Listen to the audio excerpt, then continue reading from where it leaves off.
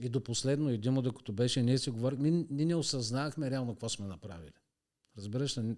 Има го е този момент, че ние някакси не можахме така да си повярваме, че сме големите звезди и някакви такива неща.